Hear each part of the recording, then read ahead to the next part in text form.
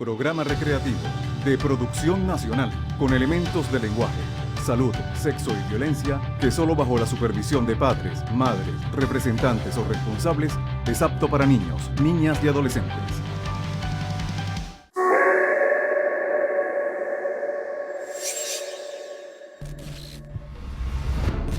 Hoy comenzamos con un ciclo de programas llamado Expediente Policial. Le damos la bienvenida a la década de los 70. Justamente Venezuela vivía la época más próspera en tema económico, pero también la delincuencia empezó a hacer estragos en el país más rico de América del Sur.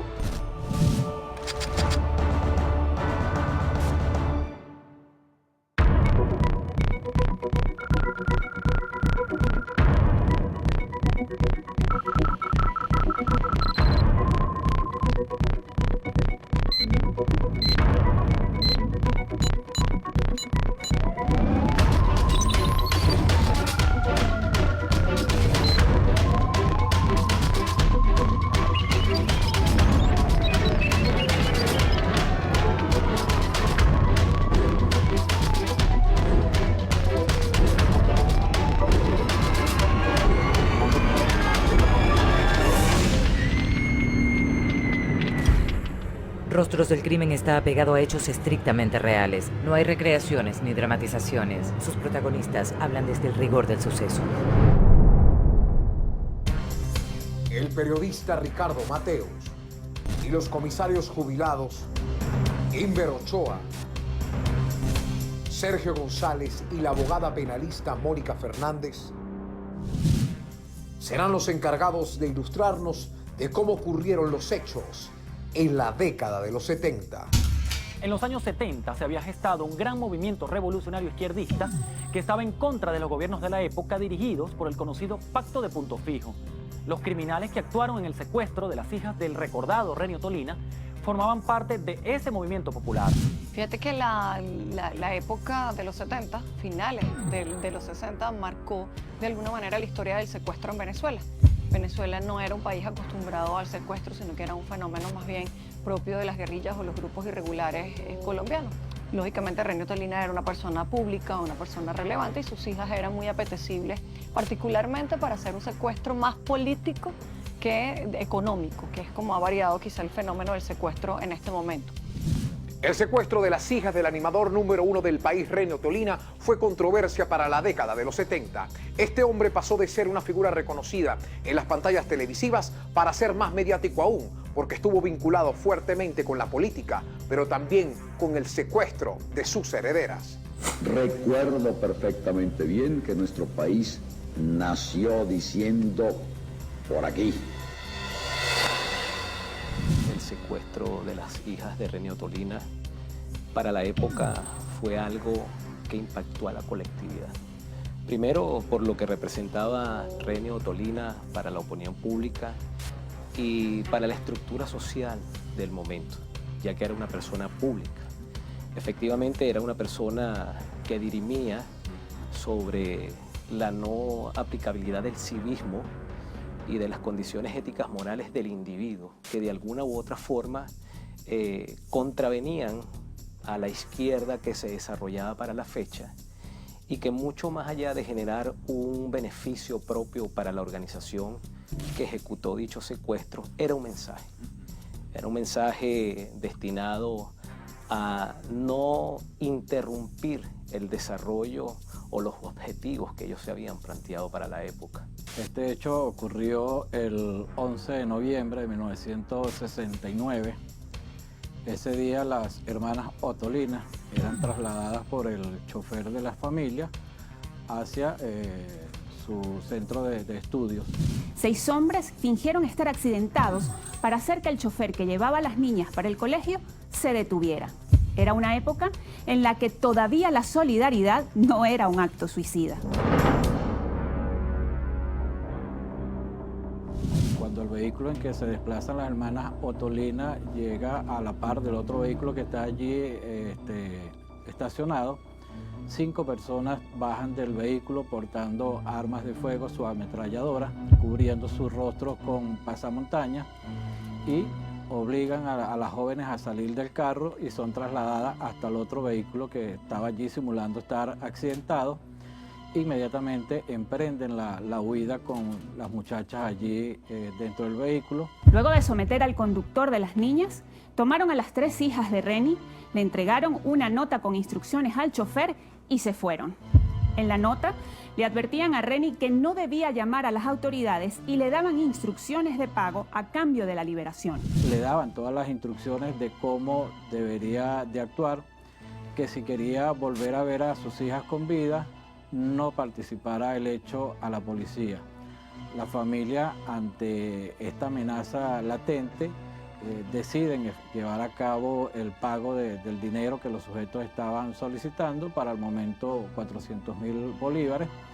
El señor Renio Tolina cancela el dinero y al día siguiente las jóvenes son liberadas sanas y salvas.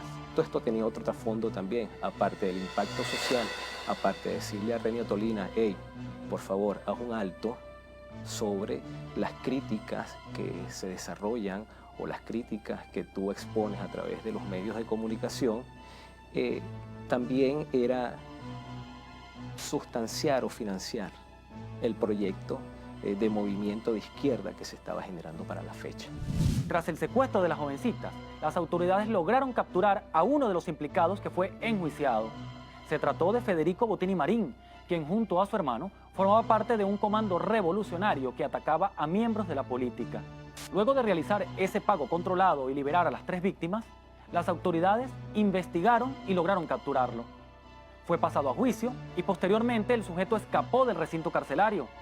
Luego se vio involucrado en el secuestro de un avión de la empresa Avenza que pretendía ir hasta La Habana en el año 1973, 4 años después de haber sometido a las hijas de Ottolina.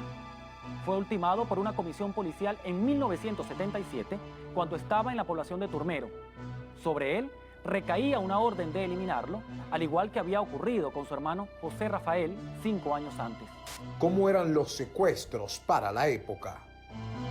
No eran secuestros breves, eran secuestros más largos, de más duración, con unos perfiles de víctima mucho más elevados que les permitían a los secuestradores llamar la atención desde el punto de vista político, pero además de eso obtener sumas de dinero más relevantes vinculadas con la manutención o la necesidad de dinero para mantener grupos en aquel momento irregulares o paramilitares. Al regreso, descubra los detalles de cómo la Venezuela de los 70s lloró al cantante y bolerista venezolano Felipe Pirela.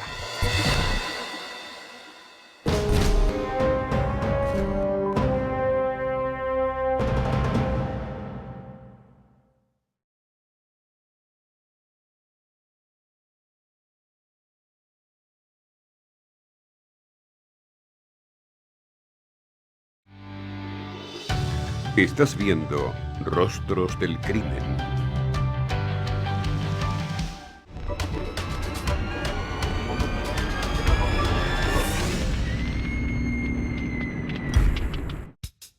Uno de los sucesos que marcó fuertemente la década de los 70 fue el asesinato del bolerista de América, Felipe Pirela. Aunque viva prisionero en mi soledad, mi alma te dirá, te quiero. El caso de Felipe Pirela, de alguna manera, es un caso de conmoción pública porque él era una persona pública con una creciente carrera en el medio y de hecho ahora inspirado, ¿no?, en la película reciente que protagoniza nuestro cantante venezolano Chino. Desde San Juan de Puerto Rico tenemos al bolerista de América, Felipe Pirela. Ese bolero es mío. Flores negras. La voz del bolero más querida de América Latina fue muteada por la delincuencia organizada. El hecho no fue en Venezuela, pero lógicamente al ser un venezolano con gran proyección internacional, llamó muchísimo la atención y fue un caso muy sonado.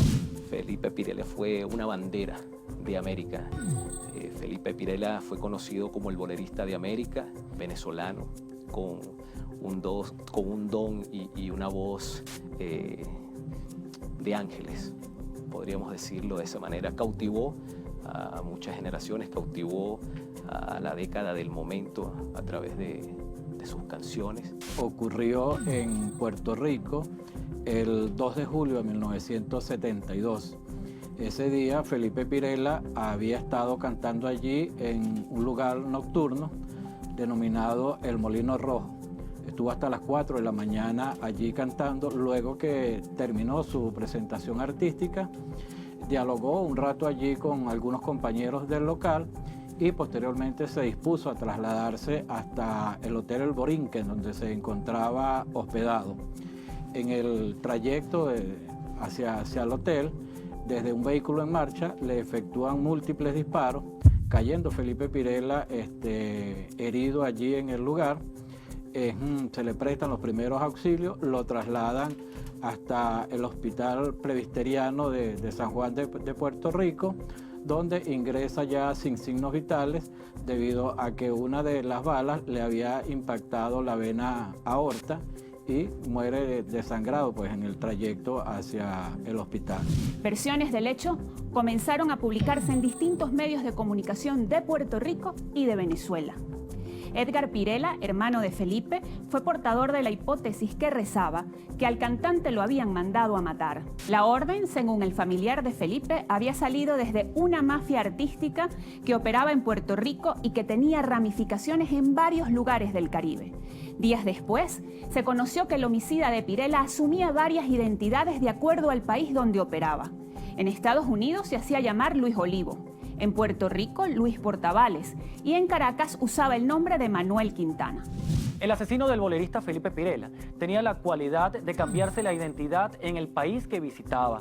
Era miembro de una red de narcotraficantes que operaba en los Estados Unidos.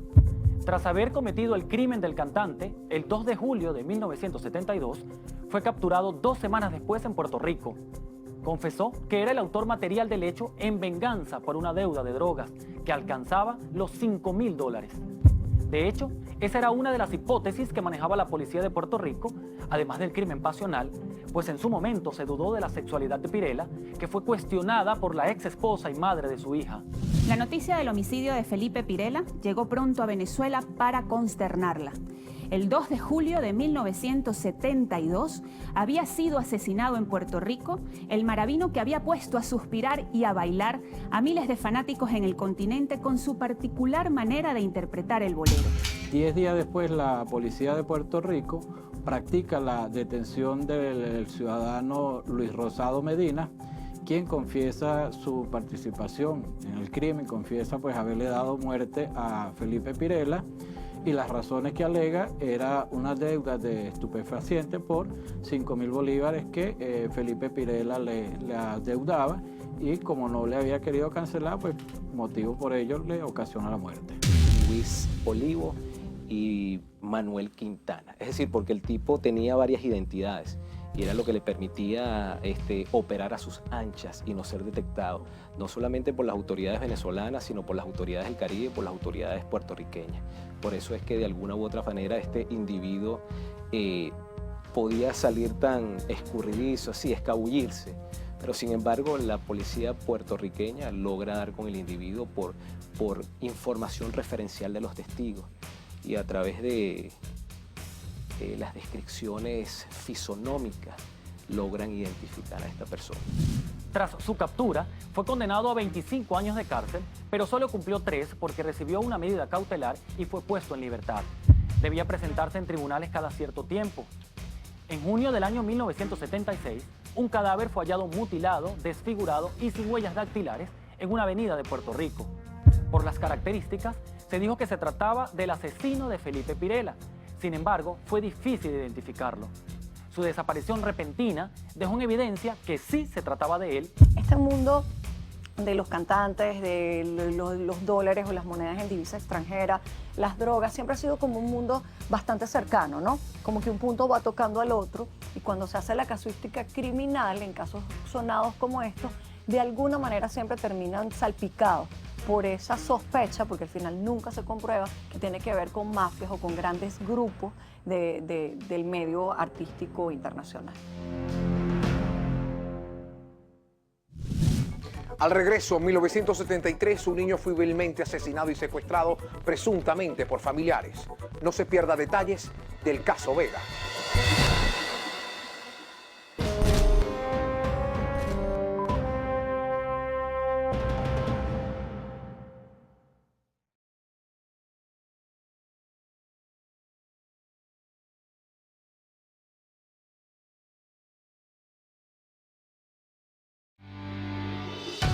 Estás viendo Rostros del Crimen.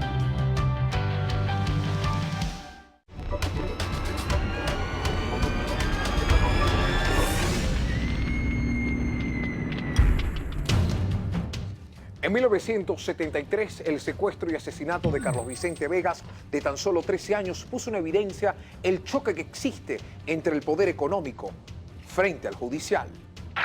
El caso del niño Vega, conocido dentro del mundo criminal, dentro del mundo de la investigación criminal, o uno de los casos que marcó una época importante de los poderes que se erigían dentro de la sociedad venezolana y que de alguna u otra manera querían sobrepasar la estructura y el imperio de la ley.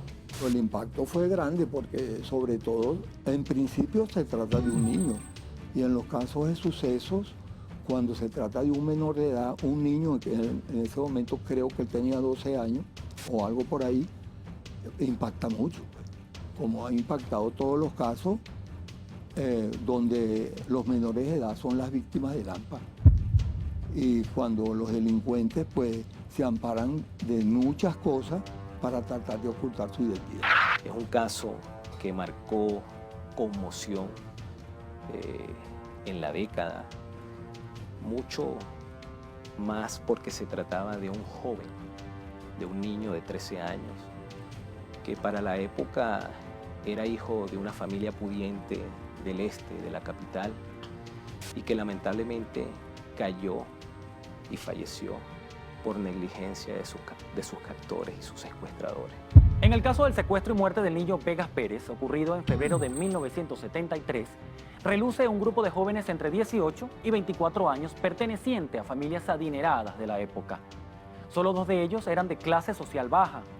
La afinidad que tenían y que se demostró era el consumo de sustancias estupefacientes. De hecho, uno de estos jóvenes años después fue encarcelado por el mismo delito. El joven Carlos Vicente Vegas Pérez salió a comprar unas historietas a un centro comercial cercano a su casa y nunca más regresó. 3 horas más tarde, reinaba la angustia en el hogar de la familia Vegas Pérez, pues el joven de 13 años no había regresado y tampoco estaba en casa de ningún vecino. Él sale de su casa hacia un puesto de revista cercano con la finalidad de comprar una revista allí, y desde ese momento desapareció. Ya en horas de la noche, la familia recibe una llamada telefónica en la que le notifican de que su hijo se encuentra secuestrado. Los delincuentes exigen el pago de una cantidad de dinero para devolver al niño. El padre notifica inmediatamente a la Policía Técnica Judicial de lo que está sucediendo, quienes inician una investigación. En conjunto con la familia, tratan de hacer lo que se llama un pago controlado. Transcurridas las horas, el proceso de negociación empieza a ejecutarse, la familia empieza a recabar y a reunir el dinero para hacer la entrega del mismo. Los delincuentes mandan a colocar el dinero en la parte trasera de un estacionamiento de un conocido restaurante, dejan el dinero allí, pero los delincuentes sospechan de que están siendo vigilados, de que la policía está monitoreando el caso y no se acercan a retirar el dinero. Llaman al padre del niño Vegas Pérez y le hacen saber de que vaya y retire el dinero porque la policía está allí en el lugar, con la advertencia de que le van a hacer una segunda llamada para que entregue el dinero, que si ellos llegan a observar la presencia de un policía, mataban al niño. Bajo esta amenaza, el padre accede a las peticiones de los delincuentes y es así como, sin participarle a la policía, cancela el dinero que los sujetos le estaban exigiendo. A partir de ese momento se pierde toda la comunicación con los delincuentes. Luego de la llamada, pues transcurrieron los días, no se supo más del paradero del niño, no hubo llamada alguna para establecer ciertamente que el niño se encontraba en buen estado de salud, se encontraba con vida aún. Es hasta una semana después que las autoridades reciben por medio de transeúntes, específicamente en un área extraurbana de Caracas, en la Cortada del Guayabo, indican e informan sobre el hallazgo del niño, el cual, posterior a la presencia de los cuerpos de seguridad, en este caso el cuerpo técnico de policía judicial, el cuerpo por excelencia encargado de la investigación criminal, en el sitio de suceso se evidencia que efectivamente el niño no presenta signos vitales. Una vez que se le practica la autopsia al niño, se determina que la causa de muerte es la inhalación por monóxido de carbono, lo que hace presumir que el niño fue introducido en la maletera del vehículo, desde donde inhaló el monóxido de carbono, lo que le ocasionó la muerte al joven. Se pudo determinar que uno de sus familiares cercanos, en este caso su hermano Federico Vegas, guardaba relación directa con el secuestro, la planificación del secuestro del niño Vegas. Todo esto motivado a que para la época tanto Federico y un grupo de jóvenes del sector, conocido como la Patota del Este, incursionaban en el delito de tráfico y consumo de sustancias estupefacientes. A través de la investigación se logró determinar que estos jóvenes habían adquirido una deuda la cual no cumplieron y que de alguna u otra forma comprometía su integridad física. Y es por ello que de alguna u otra forma planifican el secuestro del niño Vega, pero con el fatal y fatídico desenlace que ya conocemos. El objetivo principal no era asesinarlo. Eso comenzó como un secuestro y terminó lamentablemente convirtiéndose en un homicidio que quedó impune, porque las personas vinculadas nunca fueron condenadas. Y allí se dice que hubo mucho movimiento de dinero, de hechos de corrupción, de cosas no muy claras en torno al secuestro de este niño, que permitió la impunidad de lo que se cuenta en el medio criminal fue la verdadera autoría o lo que estaba detrás de eso, que era en definitiva un tema familiar y la búsqueda de dinero rápido y altas sumas de dinero, porque lógicamente era una familia muy pudiente. Fue un caso que hasta la actualidad estuvo marcado por la impunidad. El entonces investigador del Cuerpo Técnico de Policía Judicial, Fermín Mármol León, se encargó de las investigaciones y 7 meses después fue apartado, al punto que 6 de los 8 sujetos imputados fueron dejados en libertad. Solo 2 de ellos quedaron detenidos, no por el delito contra el niño Vega, sino por la tenencia de drogas. El propio jefe policial Mármol León denunció el juego de poder económico que imperó en este caso y que lo obligó a escribirlo en detalle con vicios y demás en su obra 4 crímenes, 4 poderes, y que luego fue llevado al cine. También en la década de los 70 ocurrió el secuestro más largo de la historia criminalística en nuestro país.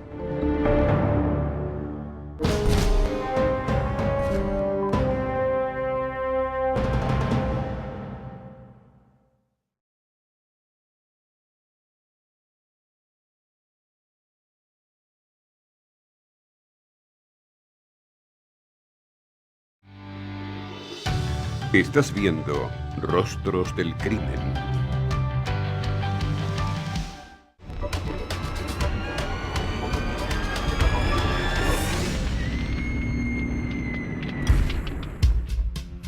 El nombre de William Frank Nihouse saltó a la prensa internacional en 1976 cuando fue secuestrado en Caracas, Venezuela.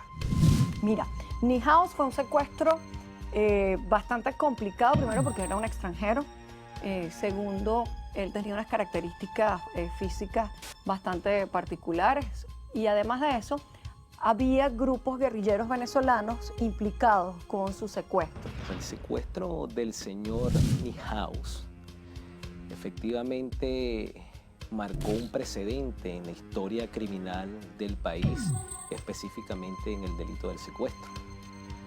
Es el delito o es el caso de secuestro con mayor tiempo. El secuestro con mayor tiempo prolongado, ya que el mismo tuvo un tiempo de 3 años y medio aproximadamente. Secuestrado en su residencia en Prados del Este el 27 de febrero de 1976. Se encontraba allí en horas del mediodía cuando irrumpen a la vivienda un grupo comando de 7 personas, todos ellos portando pasamontañas, armas largas. Someten a William Frank Nihouse, al igual que a su esposa, a sus 3 hijos que se encuentran allí en la residencia y a la señora de servicio. El secuestro se llevó a cabo delante de sus 3 hijos, su esposa Donna y una empleada doméstica. Para la época no existían muros ni enrejados y mucho menos concertinas eléctricas o garitas de vigilancia. Ese mismo día, un emisario de los secuestradores dejó un sobre en un buzón de correos en la Roca Tarpeya, en la avenida Nueva Granada, hacia el oeste caraqueño, dando instrucciones. La operación fue denominada Argimiro Gabaldón y la cumplieron por considerar al empresario un enemigo de Venezuela. Ese movimiento guerrillero estaba supuestamente bajo una política de pacificación con el gobierno nacional y se entendía que los grupos de izquierda se habían aplacado. Sin embargo, con el secuestro de Nihouse, quedó evidenciado que el accionar de estos grupos rebeldes continuaba en ascenso. Incluso, en un sobre que dejaron en la avenida Nueva Granada minutos después del secuestro, revelaron que el empresario era enemigo del país. Para la fecha, la organización que se atribuía la acción criminal pedía una fuerte cantidad de dinero, ya que el señor Nihouse era el representante de una empresa, una transnacional americana, las Owens Illinois, que operaba en el centro del país, por lo cual esta organización pedía una fuerte cantidad de dinero. Estas organizaciones de izquierda, para la fecha, primero buscaban de crear una conmoción social. Analistas de la época entendieron que se trataba de un procedimiento hecho por revolucionarios socialistas que consideraron al norteamericano como injerencista en los asuntos internos de Venezuela por la amistad que éste tenía con el embajador de su país en Caracas, que había estado antes en Chile, cuando ocurrió el golpe de Estado contra Salvador Allende. Y eso era imperdonable para los movimientos revolucionarios de la época. Por circunstancias de la vida, una comisión de la Policía Técnica Judicial de la época en el Estado Bolívar, haciendo un trabajo de investigación específicamente en el delito de sustracción de ganado, hurto y robo de ganado abigeato, se consiguen fortuitamente en una localidad enmontada en un hato, producto de esa investigación. Y es cuando fortuitamente se consiguen con estos delincuentes quienes hacen frente a la comisión. Se genera un intercambio de disparos donde caen abatidos 2 de los secuestradores y dentro de esa misma dinámica el señor Nihouse logra salir de la estructura donde se encontraba secuestrado, donde reposaba o donde se encontraba en cautiverio. En ese momento sale un sujeto desde el interior del cambuche gritando que no dispararan, que era William Frank Nihouse. Ante esta sorpresa, los funcionarios observan pues la figura o lo confunde con un indigente, ya que para ese momento Frank Nihouse pues portaba una larga cabellera y una espesa barba. Cuando empiezan a hablar con él, los funcionarios se dan cuenta que efectivamente se trataba de William Frank Nihouse. Bueno, de alguna u otra forma hubo un impacto dentro de los procesos de reordenamiento de la investigación criminal, motivado a que ha sido el secuestro más prolongado, casi 3 años y medio. Efectivamente, en el devenir del tiempo, la PTJ, el Cuerpo Técnico de Policía Judicial y hoy Cuerpo de Investigaciones Científicas Penales y Criminalísticas han desarrollado o han mejorado y han fortalecido su aparataje tecnológico para poder abordar el delito y el flagelo del secuestro que hoy afecta a la sociedad venezolana. Cuando la víctima fue rescatada por funcionarios policiales de forma fortuita en el Estado Bolívar, hubo 2 sujetos muertos durante un enfrentamiento y otros capturados. Uno de los presos fue condenado y durante su estadía en el cuartel San Carlos en Caracas, escribió un libro donde admitió su responsabilidad en el secuestro y lo justificó. Durante esta década, el secuestro y el homicidio eran delitos que causaban estupor. La sociedad no estaba acostumbrada a la violencia criminal, no obstante, fue una década donde la guerrilla incursa en nuestro país luego del derrocamiento de Marcos Pérez Jiménez, ya cobraba fuerza y sumaba delitos. Ante esos ejemplos, civiles y policías intentaron copiar patrones para cometer ciertos crímenes.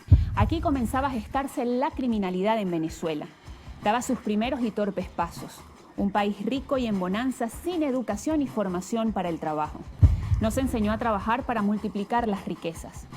Los delitos no estaban a la orden del día y para la sociedad venezolana significaba un mismo escándalo, un robo, que un secuestro o un homicidio. Al regreso, en medio de un clima de gran tensión para Venezuela, ocurre el primer sicariato en la década de los 70.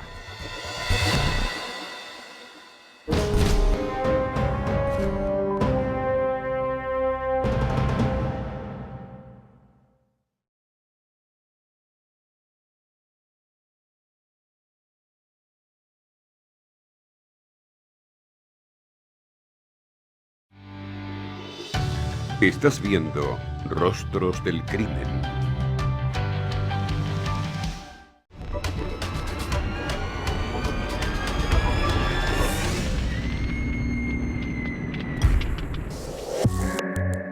El primer registro de sicariato ocurrido en el país acabó con la vida del abogado penalista Ramón Carmona. El país entero se estremeció con este hecho. Ramón Carmona Vázquez fue un abogado realmente de mucho empuje, de mucha fuerza dentro de los tribunales.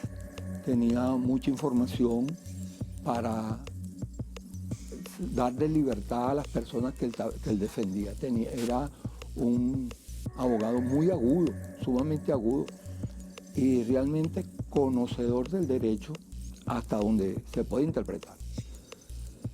Él, por lo menos públicamente, cuando Carlos Andrés Pérez estaba en la presidencia, no estoy seguro si estaba en la presidencia o era candidato, pero era con Carlos Andrés Pérez la cuestión. Él dijo que él tenía una cantidad de documentos que permitían conocer algunas irregularidades que, de acuerdo a la información que trascendió, había cometido Carlos Andrés Pérez y la gente allegados a él.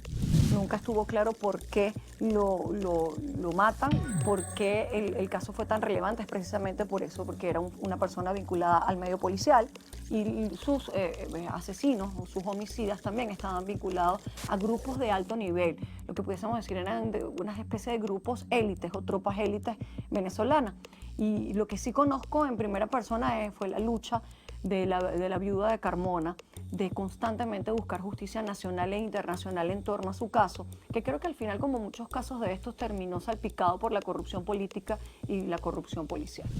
El viernes 28 de julio de 1978, a las 12:30 del mediodía, en plena avenida Andrés Bello, cerca de las Galerías Mendoza, fue interceptado Ramón Carmona Vázquez. El profesional fue abordado por 3 sujetos fuertemente armados en la avenida Andrés Bello de Caracas y le dispararon 15 veces. Testigos ofrecieron detalles de los delincuentes y eso permitió que la esposa del abogado, Gladys de Carmona, denunciara directamente a grupos policiales de haber cometido el crimen y exigirle al entonces director de la PTJ, Manuel Molina Gasperi, la justicia que ella necesitaba. En este caso, el Cuerpo Técnico de Policía Judicial, ya que a través del proceso de investigación y a través de la información y los datos que aportaron los testigos del momento, se pudo lograr identificar a los autores del hecho. Es un caso que involucraba a elementos, a funcionarios activos del Cuerpo Técnico de Policía Judicial de la época que conformaban parte de lo que se llamaba el GATO. El GATO era el Grupo de Apoyo Operacional Táctico de la época. Con el pasar de los días, se descubrió que el autor intelectual del crimen fue el mismo director del organismo policial, en complicidad con miembros de su grupo táctico conocido como el Grupo Gato. En total, fueron 27 los funcionarios detenidos y condenados por este hecho. Incluso, el grupo táctico fue eliminado por orden del entonces presidente Carlos Andrés Pérez.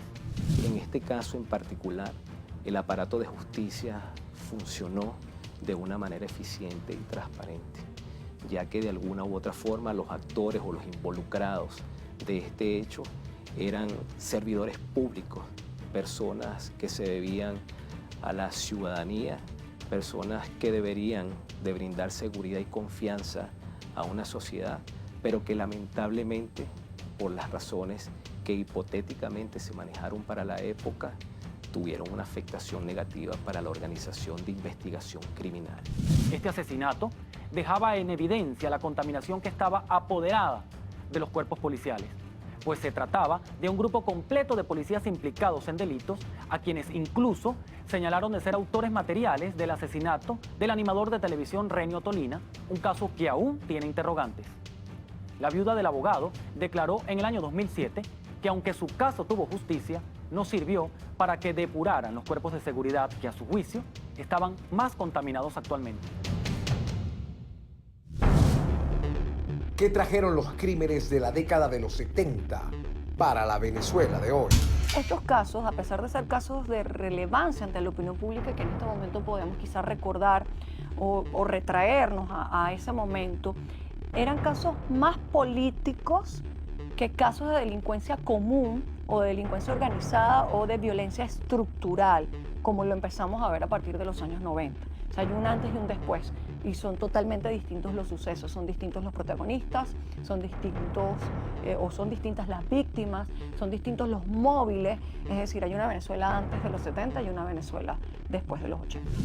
Traer a esta unidad de investigación estos hechos que marcaron la historia de Venezuela en los años 70 permitió entender que los grupos violentos, hoy denominados bandas criminales, se han ido desarrollando en su accionar y además han recrudecido en su manera de acabar con el enemigo. Era más característico ver cómo el secuestro iba tomando forma de venganza o advertencia, como se hizo con las hijas de Renio Tolina o con el empresario William Niehaus, o un poco más cruel con el Niño Vegas. También dejó en evidencia que los grupos rebeldes de izquierda eran capaces de actuar con más saña para hacerse sentir y sentar precedentes contra gobiernos democráticos. A pesar de que Venezuela transitaba por un camino de prosperidad, se iba sembrando una semilla violenta con mucha fuerza que posteriormente intensificó su forma de hacerse sentir y entró a unos años 80 con el inicio de una crisis política y social. Y así finaliza nuestro recuento por la década de los 70, invitándonos la próxima semana a que no se pierdan los sucesos que sacudieron al país en la década de los 80. Como siempre, les recordamos nuestra etiqueta para sus comentarios y sugerencias. #RostrosDLC. Las cuentas de Twitter e Instagram es la misma, @RostrosDLC. Mi cuenta en Twitter es @LuisOlavarrieta y en Instagram OlavarrietaLuis. La del canal en sus plataformas digitales @Tele20TV. Seguimos la próxima semana, Venezuela, cuando nuevamente nos sentemos frente a frente con los rostros del crimen.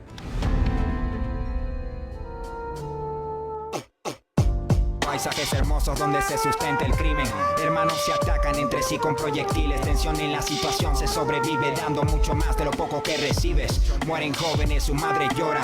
Plegarias no callan el cantar de la flor. Y las generaciones se pierden con el paso de las horas. Y ahora, unos son presas y otros devoran. Calles de sorpresas como la caja de Pandora, donde mantengo la esperanza a pesar del diluvio. Y la superación y el estudio como refugio. Sigo caminando en estos suelos sin que me detenga el miedo. Mis palabras son reflejos, entiendo lo que siente el pueblo porque soy parte de ello. No importa color ni pensamiento, es el mismo espejo. Voceros de los que quedan, también de aquellos que partieron. Unidad es lo que quiero, espero.